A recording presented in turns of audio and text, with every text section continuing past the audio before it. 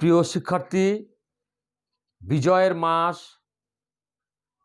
December মাস এবং সকল শিক্ষার্থীকে আমি এই বিজয়ের শুভেচ্ছা জানাচ্ছি।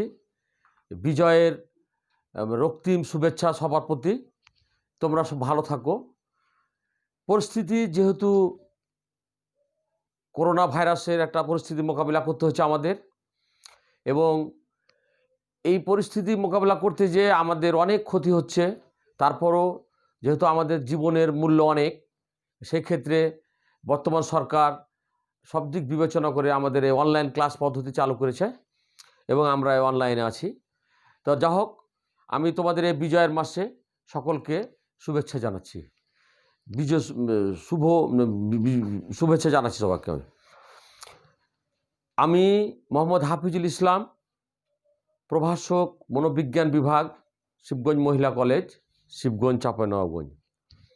আমি মনোবিজ্ঞান দ্বিতীয় বর্ষের আজকে তোমাদের আমি ক্লাস নিব, এবং পঞ্চম অধ্যায় থেকে, এবং বিষয় হচ্ছে কি মানসিক চাপ এবং চাপ মোকাবিলা, mental stress and reaction two stress, mental stress এবং রিয়াকশান টু স্ট্রেস, অর্থাৎ মানসিক চাপ এবং চাপ মোকাবিলা।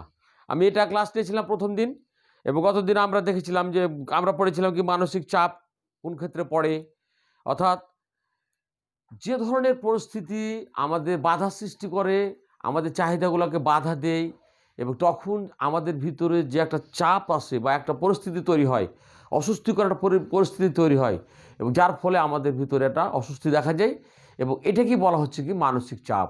এবং আমরা লক্ষ্যবস্তুতে পৌঁছতে পারি না, একটা বাধা পড়ে আমাদের এখানে, সামাজিক বাধা, চাহিদার বাধা, বিভিন্ন ধরনের বাধা পড়ে, বাধার পরে আমাদের ভিতরে এক ধরনের চাপ পড়ে, এবং এই চাপটাকে আমাদের মোকাবিলা করতে হয়, এবং মোকাবিলা করে আমাদের সামনের দিকে এগিয়ে যেতে হয়। যেমন এখন আমরা এই কোভিড-19 আমরা একটা চাপের ভিতর আছি সবাই, কি শিক্ষক, কি শিক্ষার্থী, কি সরকার প্রধান, মন্ত্রী, মিনিস্টার, এলাকার গণ্যমান্য ব্যক্তি, সকলেই আমরা একটা চাপের ভিতর আছি। কি হবে আর কতদিন এভাবে চলবে, এই যে একটা চাপ, এই ধরনের চাপ থেকেই কিন্তু আমাদের ভিতরে অনেক ধরনের অসুখ বিসুখ, নানা ধরনের পরিস্থিতি আমরাকে মোকাবিলা করতে হবে বা মোকাবিলা করছি আমরা। যাই হোক, আমরা এইসব জিনিসটা গতদিন একটু আলোচনা করেছিলাম, এবং আমরা এখানে পড়েছিলাম কি যে অধ্যায় থেকে আমরা কী শিখবো এগুলো আলোচনা করেছিলাম। তারপরে মানসিক চাপের এবং চাপের প্রকৃতি সম্বন্ধে আমরা আলোচনা করেছিলাম। তারপরে মানসিক চাপের বৈশিষ্ট্য আমরা আলোচনা করেছিলাম। এ পর্যন্ত আমরা অনেক বৈশিষ্ট্য পর্যন্ত আমরা আলোচনা করেছিলাম। সেক্ষেত্রে আমরা দেখেছিলাম কি যে স্কুল জীবনে শুরু এবং স্কুলের নানা রকম ঘটনা, অর্থাৎ চাপটা কী ধরনের আসে। তাহলে স্কুল জীবনে যাবো, কীরকম লাগবে। আমরা যখন কলেজে আসছি, ফার্স্ট ইয়ার দিকে যখন কলেজে আসছি, তখন আমাদের চাপ, কলেজটা কীরকম হবে, স্যাররা কীরকম, কলেজের পরিবেশটা কীরকম হবে, স্কুল থেকে কলেজ, এইরকম একটা পরিস্থিতি, এরকম একটা চাপ আমাদের ভিতর কাজ করেছে এক সময়। এখন যে চাপটা হয়তো আমাদের শিক্ষার্থীদের ভিতর, তোমাদের ভিতরে কারো নাই বা কম আছে। আরও আছে কি নতুন কোনো পরিবেশে গিয়ে থাকা, চাপ আবার কী আসে যে নতুন কোনো জায়গায় যে আমাদেরকে একটা নতুন পরিস্থিতির ভিতরে থাকতে গেলে সেখানে কীরকম হবে, কীভাবে থাকবো, এ ধরনের একটা চাপ আমার ভিতরে আসতে পারে। এবং এই জিনিসগুলো থেকে আমরা কিভাবে কাটিয়ে উঠবো, কিভাবে উত্তরণ ঘটবে আমাদের, এই সব জিনিসগুলো আমরা কিন্তু এই অধ্যায় পড়ে আমরা কিন্তু শিখবো।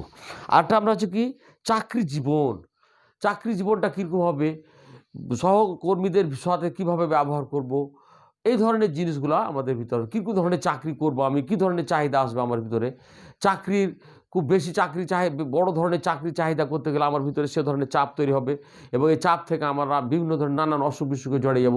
কাজেই চাহিদাটাও আমাদের একটা সামর্থ্যের মধ্যে, চাহিদাটাও আমাদের একটা চিন্তাভাবনার ভিতরে মিল থাকতে হবে। এখন আমার কর্ম নাই, আমি একটা চাহিদা করে বসলাম, এইরকম করলে হবে না। চাহিদার সাথে কর্মের একটা মিল থাকতে হবে, একটা সমন্বয় কাছাকাছি থাকতে হবে, সাদৃশ্য থাকতে হবে, যে কর্ম করলে আমি এই কাজটা পেতে পারি। ঠিক এ ধরনের জিনিসগুলোকে আমাদেরকে চিন্তাভাবনা করতে হবে।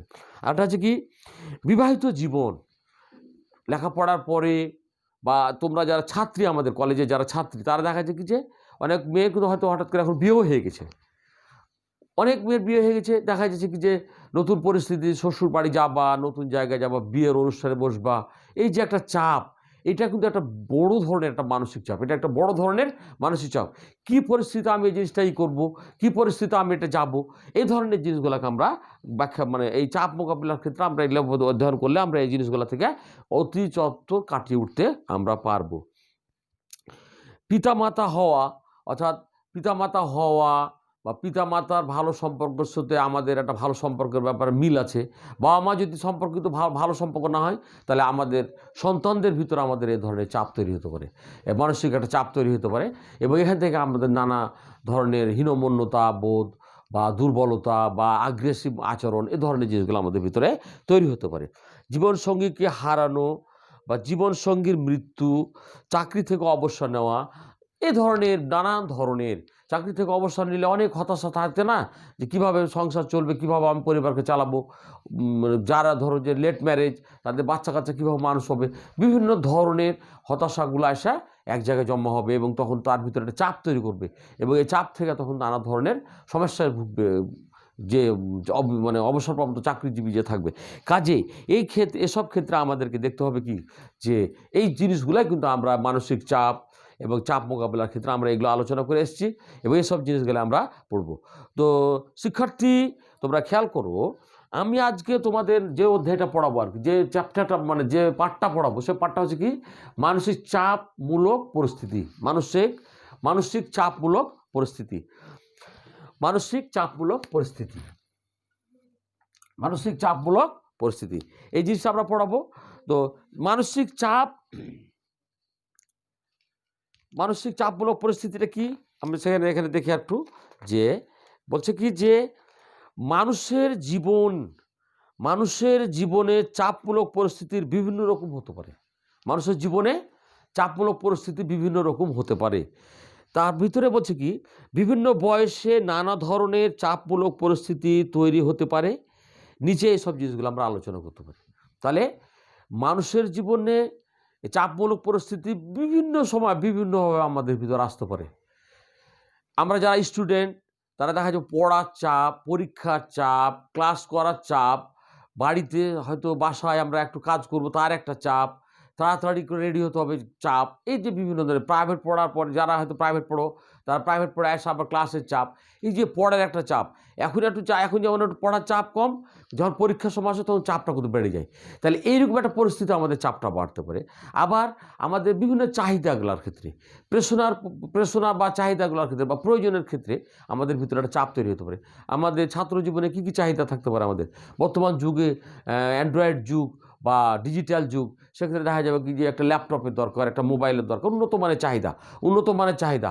যারা হয়তো স্বাবলম্বী, তাদের সেরকম ধরনের চাহিদা, যাদের স্বাবলম্বী কম, তারা সে ধরনের একটা চাহিদা।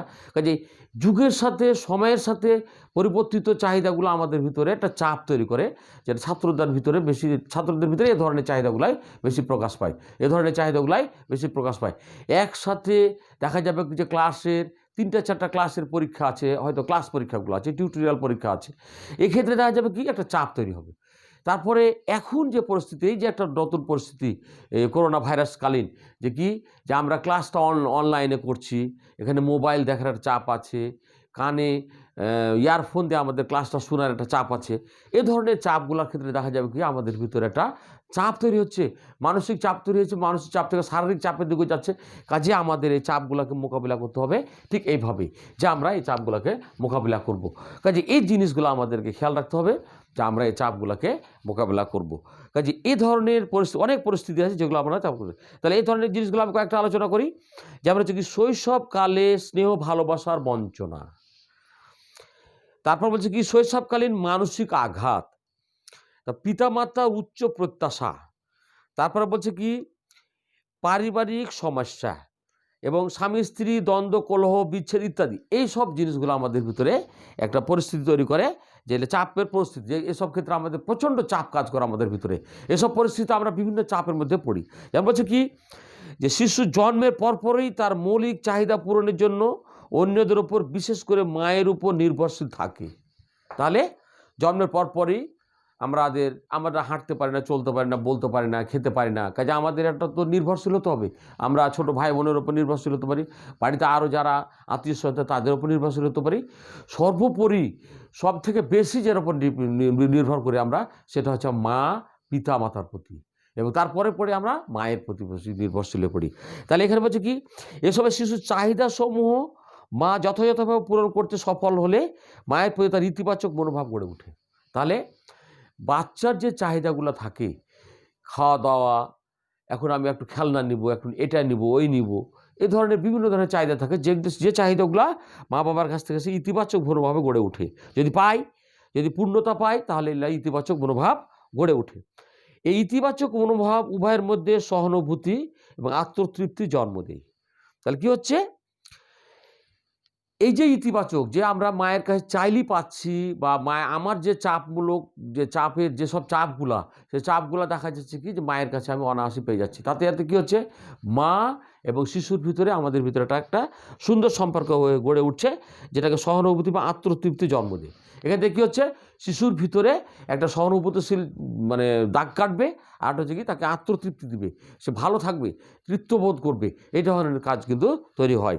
তারপর হচ্ছে কি, কিন্তু শিশু যদি মাতা পিতা বা পরিবারের স্বাভাবিক স্নেহ ভালোবাসা, আদর যত্ন, মনোযোগ ইত্যাদি থেকে বঞ্চিত হয় এবং সবসময় তিরস্কার, কঠোরতা ও নির্যাতনের শিকার হয়, তাহলে তার স্বাভাবিক বিকাশ ব্যাহত হয়ে গুরুতর এবং দীর্ঘস্থায়ী সমস্যার সৃষ্টি করে। তাহলে কী হচ্ছে, যে চাহিদাগুলা যদি ঠিকমতো পূরণ না করে আত্মীয় স্বজন, ভাই বোন বা বাড়িতে যারা আরও আত্মীয় স্বজন থাকে বা পিতা মাতার কাছ থেকে আমরা সঠিকভাবে জিনিসগুলো না পাই, তাহলে আমরা যদি তাদের কাছ থেকে তিরস্কার পাই, বা খুব কঠিন বাবা মা হয়, খুব একনায়কতন্ত্র পরিবার হয় এবং নির্যাতনের শিকার হই, তাহলে দেখা যাবে স্বাভাবিক বিকাশ ব্যাহত হচ্ছে এবং গুরুতর এবং দীর্ঘস্থায়ী সমস্যার সৃষ্টি হয়। তাহলে কি হচ্ছে, সেই সব ক্ষেত্রে আমাদের ভিতরে অনেক ধরনের সমস্যা হয়, যেমন স্নেহ ভালোবাসার বঞ্চনা থেকে পরবর্তী জীবনে সমাজ বিরোধী এবং অপরাধ প্রবণ হতে পারে।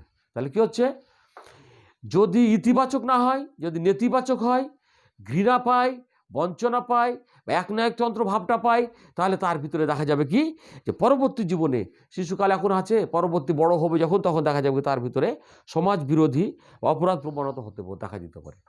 তার আচরণে, তার বাহ্যিক আচরণে, তার সামাজিক মিথস্ক্রিয়ার ক্ষেত্রে দেখা যাবে কি তার ভিতরে এক ধরনের সমাজ বিরোধী এবং অপরাধ প্রবণতা দেখা দিবে।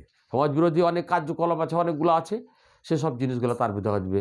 অ্যাগ্রেসিভ আচরণ, মাদকাসক্ত, তারপরে সমাজে খারাপ কিছু ভাবা, ইপটিজিং টাইপের কিছু করা, এ ধরনের কতগুলো আচরণ তার ভিতরে দেখা দিতে পারে।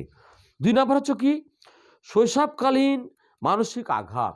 2 নম্বর হচ্ছে কি, শৈশবকালীন মানসিক আঘাত। শৈশবকালের ভীতিকর বা মর্মান্তিক কোনো ঘটনা স্বভাবতই ছোট একটি শিশুর মনে প্রচণ্ড আঘাত রূপে কাজ করে এবং এটি তার মনে বিশাল ক্ষত সৃষ্টি করে, যা পরবর্তীকালে তাকে চাপমূলক অবস্থায় রাখবে।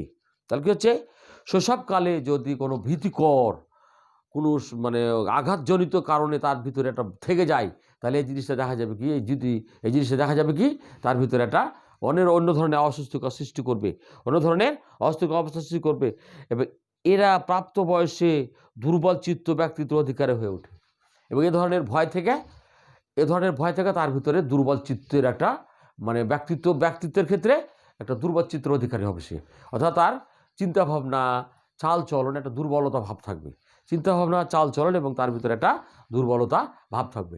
এইভাবে আমাদের জিনিসগুলো করতে হবে। 3 নম্বর বলছে কি, পিতামাতার উচ্চ প্রত্যাশা। 3 নম্বর বলছে কি, পিতামাতার উচ্চ প্রত্যাশা। এক কথা আছে যে আমি কিছুক্ষণ আগে বললাম যে চাহিদা এবং কর্মের ভিতরে একটা সামঞ্জস্য, সাদৃশ্য না থাকলে কিন্তু একটা বড় ধরনের চাপ তৈরি হবে একটা শিশুর ভিতরে। ঠিক এ ধরনের জিনিসটা তাই। এখন পিতামাতা বলছে ডাক্তার হতে হবে, ইঞ্জিনিয়ার হতে হবে, বড় বড় চাপ তৈরি করছে, ভালো স্কুলে ভর্তি হতে হবে, অমুক স্কুলে, গভর্নমেন্ট সরকারি স্কুলে ভর্তি হতে হবে, অমুক পাইলট স্কুলে ভর্তি হবে, ক্যাডেট কলেজে ভর্তি হতে হবে, এ ধরনের। অথচ দেখা যাচ্ছে কি যে বাচ্চা পড়ার চাপ, সময়ের চাপ, এই ধরনের চাপ, এক নাগাড়ে অনেকক্ষণ পড়া, এই যে চাপগুলা সে নিতে পারছে না। সেক্ষেত্রে বাচ্চার ভিতরে যদি বাবা মা অনবরত ভর্তি বা এই ধরনের পড়ার চাপ দিতে থাকে, তাহলে দেখা যাবে কি তার ভিতরে তো অনেক ধরনের ক্ষতি হতে পারে এবং এই চাপ তার জন্য সহনীয় খুব কঠিন হয়ে যেতে পারে। এই ধরনের চাপ আমাদের দেওয়া ঠিক নয়। কাজে পিতামাতার উচ্চ আশা উচ্চ প্রত্যাশাও কিন্তু একটা বাচ্চার ভিতরে, একটা শিশুর মনে প্রচণ্ড মানসিক চাপের সম্মুখীন হয়ে থাকে। শিশুরা প্রচণ্ড মানসিক চাপের সম্মুখীন হয়ে থাকে এবং যার ফলে দেখা যাবে কি তার নানা ধরনের অসুখ বিসুখ দেখা দিতে পারে। সে বাচ্চাটার ঘুম হবে না, খাওয়া দাওয়া, পেটের নানা ধরনের সমস্যা হতে পারে। কাজে এর ক্ষেত্রে দেখা যাচ্ছে কি যে তার ভিতরে তোমার এই ধরনের জিনিসগুলো আমার দেখা যায়। তাহলে কাজেই পিতামাতার প্রত্যাশা বা আশা থাকতে হবে সেরকম যে আমার বাচ্চা যতটুকু মেধাবী, আমার বাচ্চা যতটুকু ধৈর্যশীল, ঠিক সেইভাবে আমাদেরকে কাজগুলা করতে দিতে হবে বাচ্চাদের উপরে। তারপর ভয়জনিত সমস্যা, 4 নম্বর বলছে কি ভয়জনিত সমস্যা। এটা কি হচ্ছে যে অনেক ধরনের ভয় আছে, একাকিত্ব থাকার ভয়, অন্ধকারের ভয়, বাসায় কেউ নাই, এ ধরনের ভয়ের ক্ষেত্রে দেখা যাবে কি যে তাদের ভিতরে একটা মানসিক চাপ তৈরি হবে এবং এখান থেকে তার ভিতরে একটা ভয় ভীতি কাজ করবে এবং পরবর্তী দেখা যাবে কি তার এই ধরনের অনেক ধরনের যাত্রা ভীতি, বিশেষ প্রাণী ভীতি ইত্যাদি তার ভিতরে গড়ে উঠবে। তাহলে হচ্ছে একাকিত্ব ভীতি, গাড়িতে যাত্রা ভীতি, বিশেষ প্রাণী ভীতি ইত্যাদি ধরনের ভয় তার ভিতরে কাজ করতে পারে, যার ফলে তার ভিতরে একটা ধরনের কাজ করবে। তারপরে বলছে কি পারিবারিক সমস্যা, যেমন ধরো এর ভিতরে যেমন স্বামী স্ত্রী দ্বন্দ্ব, কলহ, বিচ্ছেদ, পারিবারিক কলহ, একটা পরিবারের সাথে আরেকটা পরিবারের কলহ, এইসব জিনিসগুলো কিন্তু একটা পারিবারিক বা সামাজিক কলহর ভিতরেও পড়ে যায়। তাহলে কি হচ্ছে কি পারিবারিক কলহর ভিতরে কিন্তু এ ধরনের জিনিসগুলো তৈরি হয়। যেসব পরিবারের পারিবারিক পরিবেশ সুন্দর, স্বাস্থ্যকর নয়, সেখানে শিশু স্বাভাবিক বিকাশ ব্যাহত হয়। তাহলে কি হচ্ছে যে স্বাস্থ্যকর যদি পরিবেশ না থাকে, অর্থনৈতিক স্বাচ্ছন্দ্য যদি না থাকে, তাহলে তাদের ভিতরে সুন্দর একটা পরিবেশ তৈরি করতে তার বিকাশটা ব্যাহত হবে। অর্থনৈতিক, পারিবারিক সমস্যা, সামাজিক সমস্যা বা দাম্পত্য কলহের কারণে শিশু যদি মাতা পিতার কাছে অবহেলার শিকার বা অবাঞ্ছিত হয়ে পড়ে, তাহলে মাতা পিতা কর্তৃক প্রত্যাখ্যিত শিশুটির কাছে পরিবারকে একটি ভয়ঙ্কর স্থান বলে মনে হবে এবং সে চাপগ্রস্ত হয়ে পড়বে। এ ধরনের শিশুরা সব সামাজিক সম্পর্ক ছিন্ন করে নিজেদের গুটিয়ে নেয় অথবা উগ্র মেজাজি আক্রমণাত্মক হয়ে থাকে। তাহলে কী হচ্ছে যে পরিবারে যদি স্বাচ্ছন্দ্যবোধ না থাকে, পরিবারে যদি অর্থনৈতিক সর্বলতা থাকে, পরিবারে যদি বাবা মার ভিতরে দ্বন্দ্ব থাকে, বাবা মার ভিতরে যদি কলহ থাকে, তাহলে দেখা যাবে কি এসব জিনিসগুলা এত সেনসিটিভ, এত অনুভূতিশীল যে এইসব জিনিসগুলা কিন্তু বাচ্চার ভিতরে সাথে সাথে ট্রান্সফার হয়, সাথে সাথে স্থানান্তরিত হয় এবং সেক্ষেত্রে দেখা যায় কি যে ওই বাচ্চার ভিতরে এ ধরনের আচরণগুলো কিন্তু দেখা দেয়। কাজেই দেখা যাচ্ছে কি এ ধরনের পরিস্থিতিতে আমাদের অনেক খেয়াল করতে হবে যে আমাদের পিতামাতা খুব হাসিখুশি থাকতে হবে বাচ্চাদের সাথে এবং পিতামাতার ভূমিকাটা খুবই ছন্দময় হতে হবে পরিবারে, এবং যাতে বাচ্চা সবসময় হাসিখুশি থাকে এবং বাচ্চা যেন পরিচ্ছন্নভাবে বেড়ে উঠে এবং বাচ্চার চিন্তাভাবনাগুলো যেন সঠিক থাকে। এই ধরনের পরিবারে, যে পরিবারে বাবা মার কলহ থাকে, সেটা দেখা যায় কি বাচ্চারও ভিতরে ওই ধরনের চাপ থাকে এবং বাচ্চা ফ্রিনেস থাকে না এবং চিন্তাভাবনা তার কমে যায়। আমার বাবা মায়ের রাগারাগি করে সবসময় এই ধরনের জিনিস যদি ভাবে, তাহলে পড়ার কথাটা সে কখন ভাববে, লেখাপড়ার কথাটা সে কখন ভাববে, সে বড় ধরনের হওয়ার কথাটা কখন ভাববে। কাজে আমাদেরকে এই জিনিসগুলো খেয়াল রাখতে হবে যে পরিবার যেন সুন্দর স্বাচ্ছন্দ্যময় হয়। এই ধরনের তোমরা যারা আজকে স্টুডেন্ট, ছাত্রী, শিক্ষার্থী, তারা এই ধরনের চাপগুলো কিন্তু খেয়াল করবে। তোমাদের বাচ্চা কাচ্চার ক্ষেত্রে যেন এই ধরনের চাপে তোমরা না পড়ো বা এই ধরনের চাপগুলো তোমরা সেভাবে কাটিয়ে উঠতে হবে যাতে তোমার ছেলে মেয়েদের ভিতরে এ ধরনের জিনিসগুলো না যায়। খারাপ পরিস্থিতিগুলা প্রতিকূল ও নেগেটিভ নেতিবাচক পরিস্থিতিগুলা এখনই তোমাদেরকে অভিজ্ঞতা নিতে হবে এবং এই অভিজ্ঞতাগুলো কিন্তু তুমি যেরকম ক্ষতিগ্রস্ত হয়েছো, ঠিক এ ধরনের ক্ষতি যেন তোমার ছেলেমেয়েরা না হয় সেদিকেও তোমাদেরকে খেয়াল রাখতে হবে। কাজে আমাদেরকে এভাবে জিনিসগুলা খেয়াল রাখতে হবে। এইভাবে আমাদের এভাবে দেখা যাচ্ছে কি যে আরও অর্থনৈতিক মন্দা বা বেকারত্ব, এই যে সরকার প্রতিষ্ঠান খুলছে না, সমস্ত প্রতিষ্ঠানগুলো খুলে দিচ্ছে, শুধু খুলছে না কি শিক্ষা প্রতিষ্ঠান। কেন খুলছে না? অনেক ধরনের সমস্যা আছে। যে একটাই কথা আছে কি শিশুরা জাতির ভবিষ্যৎ, শিশুরা আগামী দিনের ভবিষ্যৎ। প্রতিটা শিশুর ভিতরে ভবিষ্যৎ ডিপেন্ড করছে। কাজেই আজকে সরকার এ ধরনের চিন্তাভাবনা করে, একটা শিশু যদি মারা যায় তার দায়িত্ব কে নেবে? আমাদের এখনকার পরিবারগুলো কী হচ্ছে, তোমার নিউক্লিয়াস পরিবার, অর্থাৎ ছোট ছোট পরিবার। আগে বড় বড় পরিবার ছিল, বাবা মা দাদা দাদি সবাই আমরা বাস করতাম। এখন দেখা যাচ্ছে কি নিউক্লিয়াস পরিবার, ছোট পরিবারকে বলা হয় কি নিউক্লিয়াস পরিবার। এবং এই নিউক্লিয়াস পরিবার কি শুধু পিতা মাতা ভাই বোন এরা 4 জন বা 5 জন, খুব 5 জন হয়তো থাকতে পারে। তাহলে এই নিউক্লিয়াস পরিবারের যদি একটা শিশুর ক্ষতি হয়, একটা শিশু যদি কোভিড-19 মারা যায় বা কোভিড-19 ক্ষতিগ্রস্ত হয়ে যায়, তাহলে তার দায়িত্ব কে নেবে? আর একটা বাচ্চা তো সে নিতে পারছে না। কাজেই এই যে নিউক্লিয়াস পরিবার বা আমাদের ছেলেমেয়ের ভবিষ্যৎ চিন্তা করে সরকার কিন্তু এই ধরনের জিনিসগুলো কিন্তু ধীরে ধীরে আগাচ্ছে। এবং বর্তমান পরিস্থিতি কি, দ্বিতীয় ঢেউ, করোনা ভাইরাসের দ্বিতীয় ঢেউ চলছে। কাজে এই দ্বিতীয় ঢেউটা কিন্তু আমাদের সামাল দেওয়া মুশকিল। আবার মৃত্যু বেড়ে গেছে, আবার ভাইরাসের প্রকোপ বেড়ে গেছে, আবার দেখা যাচ্ছে কি রুগী বেড়ে যাচ্ছে। কাজেই এবং বিভিন্ন দেশের পরিস্থিতিও ভয়াবহ এবং রুগীর মৃত্যুর হার অনেক বেশি। কাজেই এই জিনিসগুলো বিবেচনা করে সরকার আমাদের এই শিক্ষা প্রতিষ্ঠানগুলো খুঁজছে না। কাজে এটাতে হচ্ছে কি যে অনেক পরিবারের আয় উপার্জন কমে গেছে এবং যার ফলে দেখা যাচ্ছে কি বেকারত্ব দেখা দিয়েছে এবং বেকারত্ব হয়ে যাচ্ছে, আয় উপার্জন কমে হয়েছে এবং স্কুল না যাওয়ার ফলে ওই যে যার যেসব পরিবার আয় কমে গেছে তাদের শিশুরা কিন্তু অনেক কাজে লেগে গেছে। এটাও কিন্তু আমাদের একটু খারাপ জিনিস যে বাচ্চারাও কিন্তু অনেক কাজ করছে। আমরা টিভিতে, ছবিতে, ডিজিটাল মোবাইল হওয়াতে মোবাইলের মাধ্যমে আমরা অনেক কিছু দেখতে পাচ্ছি যে কাজেই এখন যদি এ পরিস্থিতি যদি প্রতিষ্ঠানও খুলে দেখা যাবে যে অনেক ছেলে মেয়ের অনুপস্থিতি দেখা দেবে এবং ছোটোবেলাতেই সে ঝরে পড়বে, এরকম ধরনের কতগুলো পরিস্থিতি হয়। কাজেই সরকার সব দিক বিবেচনা করে কিন্তু ধাপে ধাপে আগাচ্ছে কীভাবে প্রতিষ্ঠানগুলো খুলে দেওয়া যায়, কীভাবে প্রতিষ্ঠানগুলো খুলে যাওয়া যায়, কীভাবে পরীক্ষা নেওয়া যায়। যা হোক, এই ধরনের জিনিসগুলো খেয়াল করবে। তো প্রিয় শিক্ষার্থী, তোমরা আমাকে অনেক জায়গা থেকে মোবাইল করেছো, মোবাইলে মেসেঞ্জার দিয়েছো। আমি তোমাদের কথা আমি শুনেছি, ধৈর্য ধরে শুনেছি।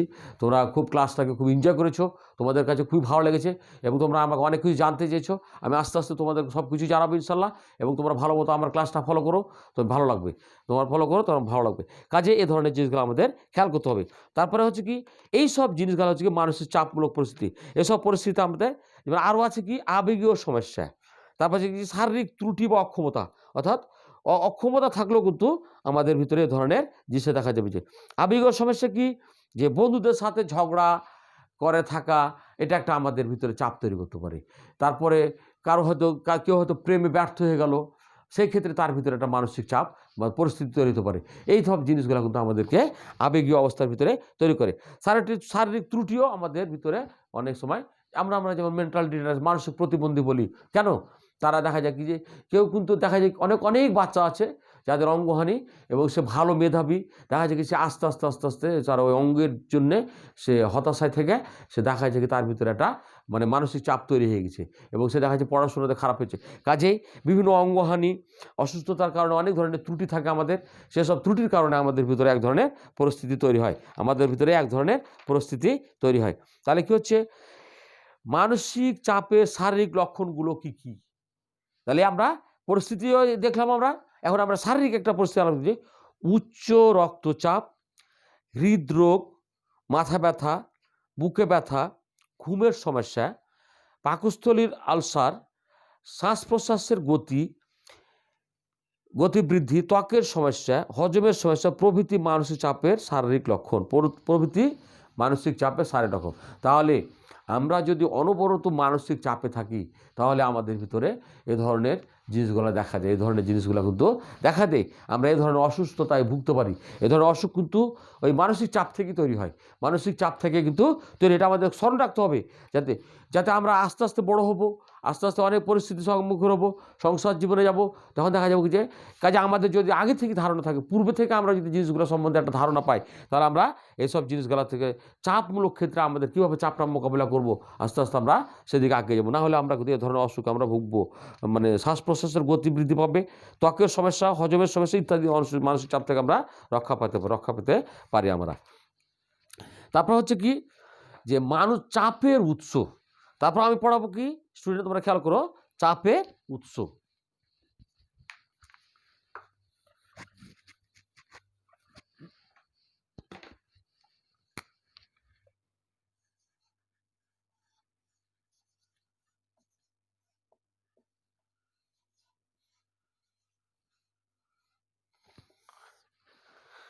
চাপের উৎস।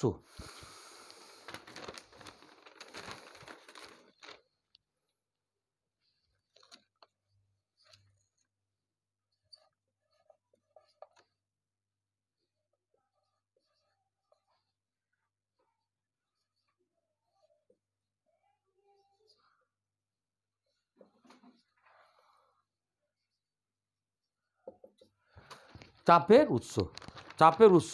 তাহলে আমরা এখন এই জিনিসটা একটু আলোচনা করব, যে চাপের উৎস আমরা এটা একটু আলোচনা করব।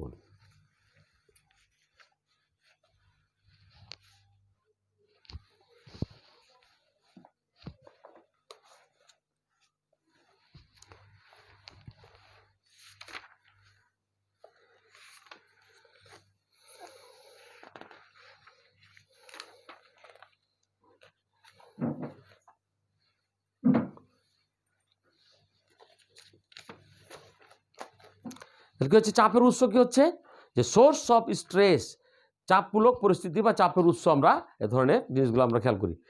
জীবন মূলত একটি সংগ্রামের ক্ষেত্র। এখানে প্রাণীর নিজ প্রয়োজনের সাথে পরিবেশের শত সংগ্রাম, দ্বন্দ্ব, আদান প্রদানের মধ্যে একটি সামঞ্জস্য সৃষ্টি হয়। এখানে একদিকে থাকে ব্যক্তি, অন্যদিকে থাকে তার পরিবেশ। তাহলে কি হচ্ছে যে আমাদের চলতে ফিরতে কিন্তু আমাদের পরিবেশ এবং আমরা, এই দুটো জিনিস কিন্তু আমাদের ভিতরে অনবরত থাকে, এবং এই পরিবেশের সাথে ব্যক্তির বিভিন্ন রকমের আদান প্রদান সম্পন্ন হয়। ব্যক্তি যেমন পরিবেশ থেকে কিছু গ্রহণ করতে চায়, তেমনি পরিবেশও ব্যক্তির কাছ থেকে কিছু প্রত্যাশা করে। এভাবে সুস্থ উপযোজনের মাধ্যমে চাওয়া পাওয়ার মধ্যকার শান্তিপূর্ণ এবং যথাযথ আদান প্রদান হয়। ব্যক্তি জীবনে সুস্থ উপযোজন প্রত্যাশিত হলেও সবসময় তা অর্জন করা সম্ভব হয় না। মানুষ তার পরিবেশের সাথে খাপ খাওয়াতে গিয়ে বিভিন্ন ধরনের সমস্যার সম্মুখীন হয়। পরিবেশের সাথে নিবিড় সম্পর্ক স্থাপন করে মানুষকে যেমন তার জীবন ধারণের উপকরণ সংগ্রহ করতে হয়, তেমনি তাকে পরিবেশের বিপজ্জনক দিকগুলি এড়িয়ে চলতে হয়। সুন্দরভাবে বেঁচে থাকার জন্য পরিবেশের সাথে সমন্বয় খুবই প্রয়োজন। তাহলে কী হচ্ছে যে মানুষ এবং তার পরিবেশ, তাহলে মানুষ যেমন পরিবেশের কাছ থেকে কিছু পাবে, পরিবেশের কাছ থেকেও কিন্তু মানুষ কিন্তু, পরিবেশও কিন্তু মানুষের কাছ থেকে অনেক কিছু আশা করে। আজকে দেখা যাচ্ছে কি যে এই বারবার এই উদাহরণটা আসতে হবে আমাদের, যে বিভিন্ন পর্যটক এলাকাগুলো দেখা যাচ্ছে কি যে মানুষের পদচারণায় ঘাস, সবুজ অরণ্যগুলা কেমন শুকিয়ে গেছিলো। অত হয়রাজ, এই যে আমরা 8-9 মাস পর 10 মাস ধরে বন্ধ আমাদের এই বিভিন্ন পর্যটক এলাকাগুলো, সমুদ্রে দেখা যাচ্ছে কি যে অনেক ধরনের মাছ আনাগোনা হচ্ছে, অনেক ধরনের পাখি আনাগোনা হচ্ছে, অনেক গাছে সবুজ ফল পাতা ঘাস জেগেছে, এবং প্রকৃতি অনেক মনোরম পরিবেশে সেজে উঠেছে মানুষের পদচারণা কমে যাওয়ার ফলে। কাজেই প্রকৃতি দেখা, তখন আমাদের প্রকৃতি বিজ্ঞানীরা বলছেন কি যে প্রকৃতিকে আমরা অনেক দূরে ঠেলে দিয়েছি এবং অনেক আমরা তার উপর অত্যাচার করেছি। কাজে প্রকৃতির ওপরে অত্যাচার করলে হবে না। প্রকৃতির কাছ থেকে যা আমরা সবুজ সুন্দর বাতাস আশা করি বা পরিবেশ আশা করি, ঠিক এ ধরনেরই প্রকৃতিকেও আমাদের সুন্দর করে গড়ে রাখতে হবে, সুন্দর করে তুলে ধরতে হবে। তাহলে পরে প্রকৃতি আমাদেরকে সুন্দর একটা পরিবেশ দিবে, এবং যেই পরিবেশটা আমাদেরকে চাপমূলক পরিস্থিতির ক্ষেত্রে আমাদেরকে সহযোগীভাবে আমাদের সুন্দর করবে। কাজে এইভাবে দেখা যাচ্ছে কি আমাদের ভিতরে এ ধরনের একটা জিনিস তৈরি হয়, এই ধরনের একটা জিনিস তৈরি হয়। তাহলে দেখা যাচ্ছে কি যে প্রত্যেক ব্যক্তি তার জীবনের সুখ, সমৃদ্ধি, সাফল্য প্রত্যাশা করে। দুঃখ প্রত্যাশিত থাকে না। যদিও সফল মানুষ সুখ চায়, জীবনে সকল উপযোজন চাই, তবুও সবসময় তা অর্জন করা সম্ভব হয় না। মানুষ তার পরিবেশের সাথে অভিযোজন করতে গিয়ে নানা ধরনের সমস্যার সম্মুখীন হয়। সুন্দর ও সাফল্যভাবে বেঁচে থাকার জন্য পরিবেশের সাথে সমন্বয় করা অত্যন্ত দরকার বিষয়, এবং কাজেই এ ধরনের ক্ষেত্রে আমাদেরকে পরিবেশের সাথে সহযোগিতা করতে হবে, যাতে আমরা পরিবেশ থেকে সুন্দর ফল পেতে পারি। তাহলে কি দেখা যাচ্ছে এখানে যে পরিবেশের উৎস হচ্ছে তিনটি। পরিবেশের উৎস হচ্ছে তিনটি।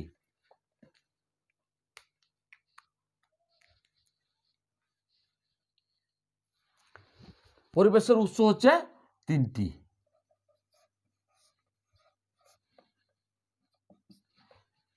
এক নাম্বার হচ্ছে কি অসহায়ত্ব বা হতাশা।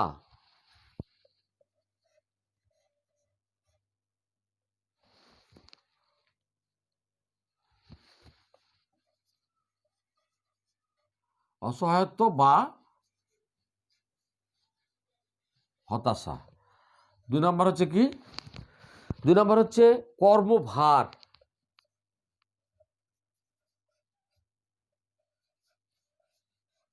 কর্মভার এবং 3 নম্বর হচ্ছে কি দ্বন্দ্ব।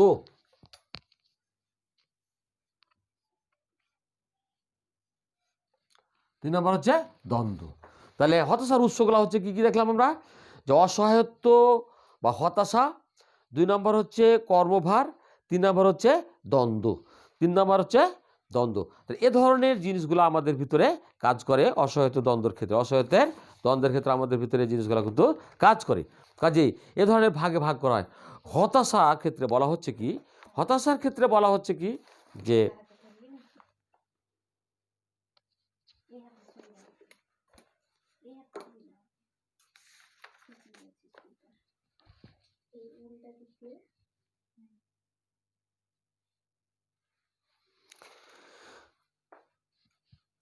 মানুষ বিবর্তনের ধারায় সর্বোন্নত প্রাণী।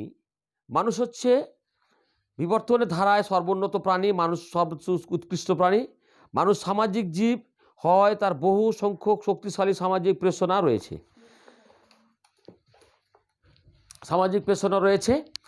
এবং এসব সামাজিক ও জৈবিক প্রেষণাগুলো যখন তার লক্ষ্য অর্জনের পথে বাধাগ্রস্ত হয়, তখন প্রাণী নিজ যোগ্যতার মাধ্যমে সে বাধা অতিক্রম করতে চেষ্টা করে। তাহলে কী হচ্ছে, মানুষ স্বাভাবিকভাবে যখন তার চাহিদাগুলো চায় বা চাওয়ার জন্য স্বাভাবিক কাজকর্ম করে এবং বাধাগ্রস্ত হয়, তখন প্রাণীর ভিতরে যোগ্যতার মাধ্যমে সে বাধা অতিক্রম করার চেষ্টা করে। বিভিন্ন পথে চেষ্টার পর সে যদি তার লক্ষ্য অর্জনে ব্যর্থ হয়, তখন তার মানসিকতায় একটা পশ্চাৎপদ বা স্থির অবস্থা সৃষ্টি হয় এবং এই অবস্থাকে হতাশা বলা হয়। তাহলে কী হচ্ছে, মানুষের নর্মাল চাহিদাগুলা, উন্নত চাহিদাগুলা যদি বাধাগ্রস্ত হয়, তখন তার ভিতরে এক ধরনের অস্বস্তিকর পরিবেশ সৃষ্টি হয় এবং এই অস্বস্তিকর পরিবেশটাকে বলা হচ্ছে কি হতাশা।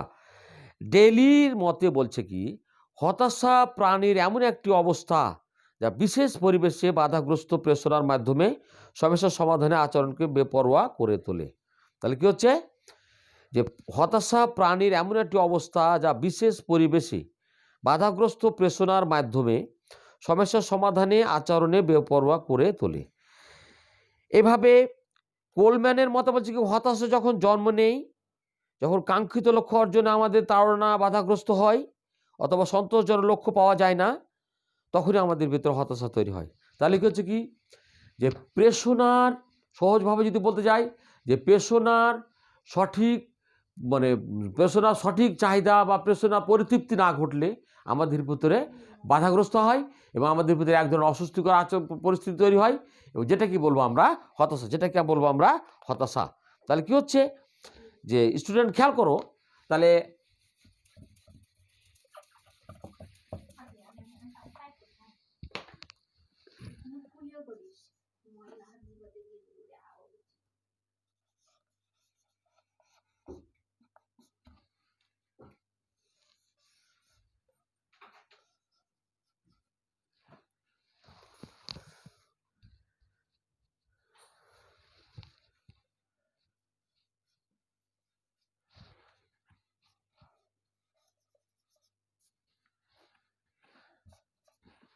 কি হচ্ছে কি, যে ব্যক্তি, বাধা এবং বস্তু, তাহলে এই তখনই হয়ে যাচ্ছে কি, এই জিনিসটার ভিতরে তৈরি হচ্ছে কি হতাশা তৈরি হচ্ছে। এই জিনিসটার ভিতরে তৈরি হচ্ছে হতাশা, ফ্রাস্ট্রেশন। এই জিনিসটার ভিতরে তৈরি হচ্ছে ফ্রাস্ট্রেশন।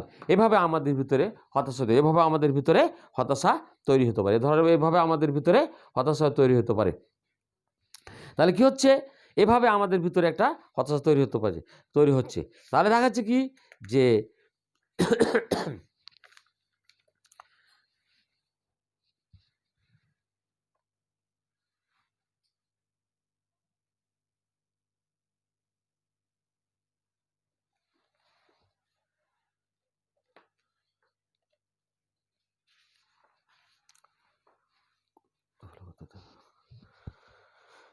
কত হতাশা হতাশা বৈশিষ্ট্যসমূহ এবং বৈশিষ্ট্যসমূহ তৈরি হতে পারে।